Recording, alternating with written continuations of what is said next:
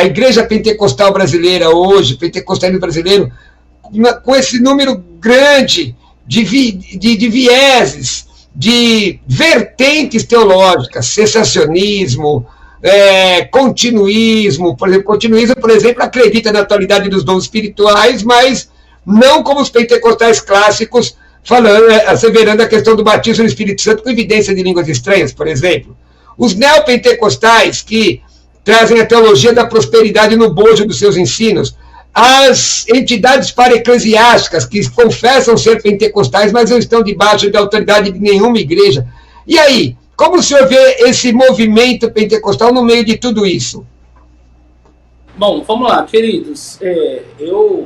Numa reunião que nós tivemos mesmo com o diretor de seminário, William Seymour, que é o seminário da Igreja Unida, uma das minhas preocupações é o meio pentecostal.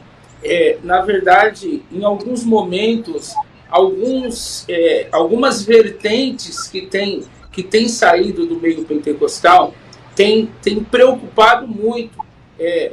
Alguns misticismos que têm entrado no meio, e pessoas que vinham do pentecostal clássico e de repente começam a deixar se levar por essas ondas que vêm aparecendo. E uma preocupação no meio pentecostal é algumas coisas que a gente vê saindo fora daquilo que é bíblico, que nós cremos. É isso aí, pastor. E aí eu quero fazer uma pergunta para meu irmão. O irmão, eu li o currículo do irmão, um currículo extenso, invejável, mas as Assembleias de Deus começaram, no começo do século passado, com uma pregação muito simples. Jesus salva, cura, liberta, batiza no Espírito Santo e vai voltar. Como é que o senhor vê o crescimento? Porque o pastor Alexander, ele falou umas coisas místicas no nosso meio. Mas o pentecostalismo não é exatamente isso, a mística, porque estudando introdução à teologia nós temos misticismo falso e verdadeiro. Essa dependência do Espírito Santo não foi o que fez o cristianismo pentecostal crescer, Dr. Dreyfus? Fala um pouco para a gente. Ô pastor, eu vejo a chegada dos missionários com bons olhos, até porque uma denominação de 111 anos, ela não ia se manter debaixo de qualquer visão, né? Então nós vimos de fato que o Espírito Santo, ele agiu, alastrou e fez com que estivermos até hoje aqui pregando o Evangelho com a mesma mensagem, né? Mensagem cristocêntrica, uma mensagem que leva o pecador ao arrependimento. E isso é o que tem feito da Assembleia de Deus na sua diferença, né? Até porque depois o Pentecoste ele se alastrou, muitos pastores saíram, né, da Assembleia de Deus, na sua grande parte, maioria aí, e a partir daí cada um estabeleceu a sua visão e aquilo que eles achavam melhor para eles ou para o rebanho que estava sobre eles. Então, acho que até atribuir a responsabilidade a partir de e fazer com que a Assembleia de Deus tome conta de tudo isso, ela não tem poder sobre isso. Mas questão de evangelismo, pregação da palavra, questão de sinais, né, prodígios, maravilhas, a Assembleia de Deus no Brasil, ela fez e faz um papel muito importante para a glória de Deus. Então, o berço em si do Pentecoste no Brasil ajudou muito com os dons espirituais, os dons ministeriais, e a edificar o corpo de Cristo, né? Que é o objetivo. Mas, irmão, a Congregação Cristã no Brasil, que é oriunda do trabalho do missionário Luiz Franciscon, é anterior às Assembleias de Deus. A diferença é que os missionários que fundaram a Assembleia de Deus tinham uma visão batista de expansão mesmo, expansão de pregação, ao passo que os da Congregação Cristã vieram debaixo de um ensinamento de origem presbiteriana, na verdade, né? Que era a origem de Luiz Franciscon. A Assembleia de Deus cresceu muito. Mas a história mostra que já havia alguns focos de pentecostalismo, né? Porque o pentecostalismo não era exatamente não é exatamente uma exclusividade das Assembleias de Deus, mas a Assembleia de Deus cresceu muito.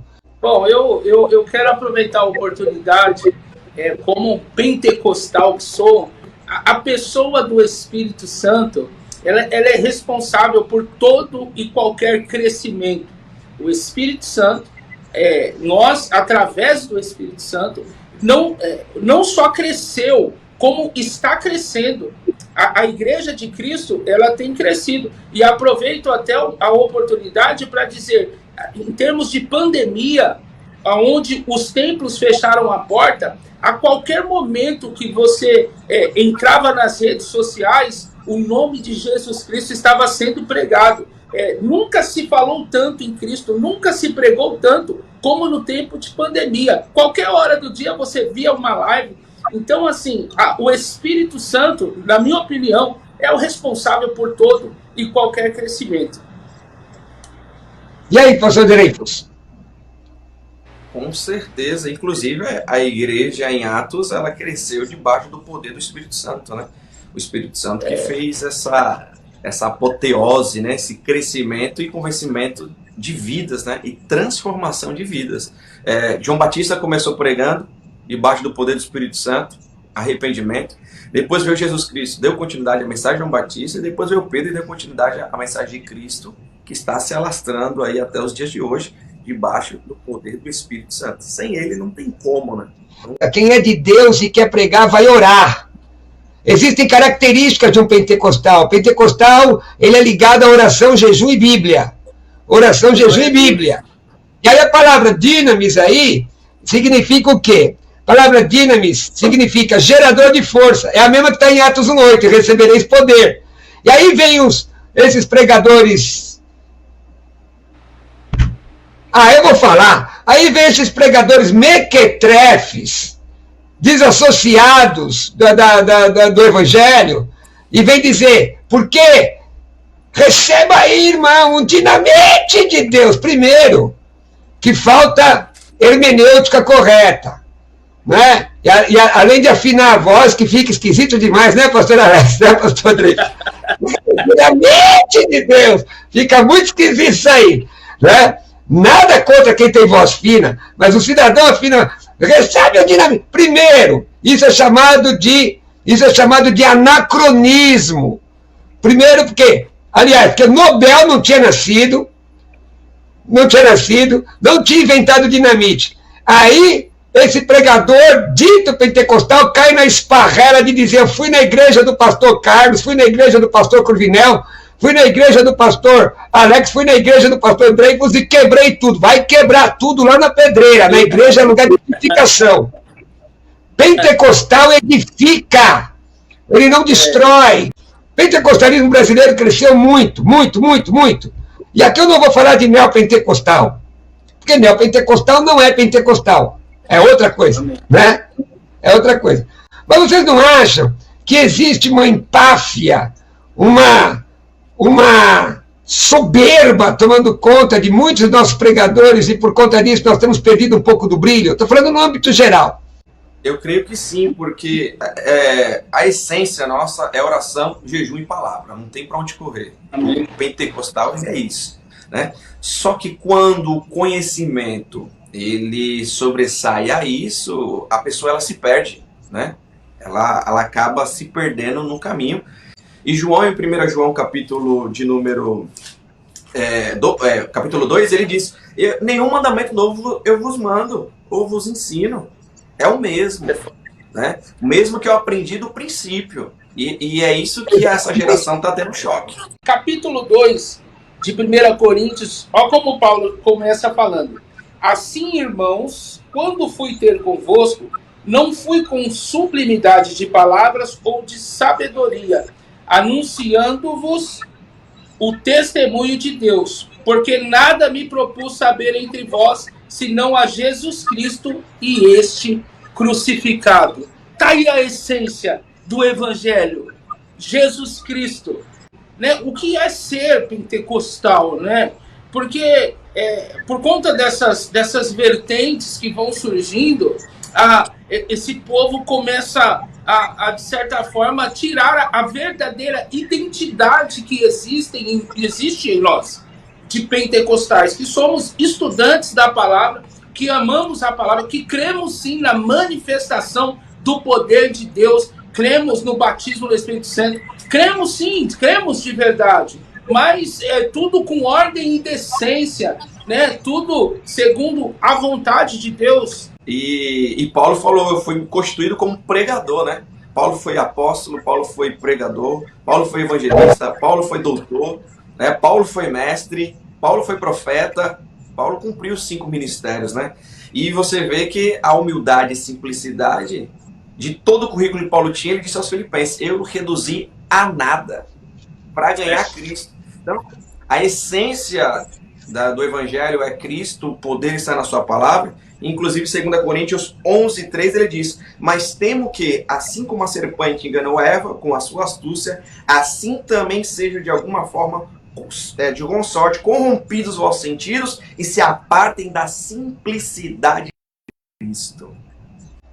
Para um pentecostal, a palavra é tão viva e até mais viva do que um ser humano, a palavra é viva. Por isso que Romanos 10:17 diz, a fé vem pelo ouvir e ouvir a palavra de Deus. Na versão corrigida, atualizada, é a palavra de Cristo. Não é? Então o estudo, por exemplo, para um pentecostal convicto, porque o Espírito Santo guia na verdade, não se debocha da Bíblia. Não se duvida da Bíblia. Eu costumo dizer para o pastor Carlos que bom é ter pastor e pastor crente melhor ainda, né? Então, pastor ainda afirma isso. Glória a Deus. Né? Pastor ainda afirma o compromisso com a palavra, na palavra, e assim como o pastor nos ensina aqui, nós vamos até o final e não vamos abrir mão da palavra de Deus, da oração, do jejum, da palavra. É um prazer, uma alegria estar com vocês aqui. Irmãos, é de fundamental importância nós meditarmos na palavra de Deus, guardar a palavra de Deus e gerar um avivamento genuíno através da palavra, pelo poder do Espírito Santo. Amém? Os irmãos possam ser abençoados em todos os lugares que estão nos assistindo e que o nome do Senhor Jesus Cristo seja glorificado. Nossas redes sociais, Instagram e Facebook, é Dreyfus Lopes, tá bom? Pode seguir e ser abençoado em nome do Senhor Jesus Cristo. Deus abençoe a todos. Amém. É isso aí, meus irmãos. A ideia é renovando a chama pentecostal. A chama pentecostal, ela precisa ser renovada em nossos corações. Somos pentecostais, amamos o Senhor, amamos o Espírito Santo. Não tem como amar o Senhor e o Espírito Santo sem amar a palavra de Deus. A palavra de Deus, ela é vida para as nossas vidas. Então, em nome de Jesus Cristo, quando você ouvir falar de pentecostal, que pentecostal é só barulho, a expressão que eu uso, isso é balela, não é só barulho. Pentecostal faz barulho, sim, mas pentecostal ama a palavra de Deus. A palavra de Deus é o que nos sustenta, é o que nos faz caminhar. Somos servos de Cristo e amamos o Senhor. Você que quer, me siga lá nas redes sociais, PR Alex Oliveira, ALEKS Oliveira, ou @Iuja Oficial. A Igreja Unida do Jardim Ângela é uma igreja pentecostal, está de portas abertas para receber os irmãos. No YouTube, Igreja Unida Jardim Ângela. Deus te abençoe. Beijo no teu coração.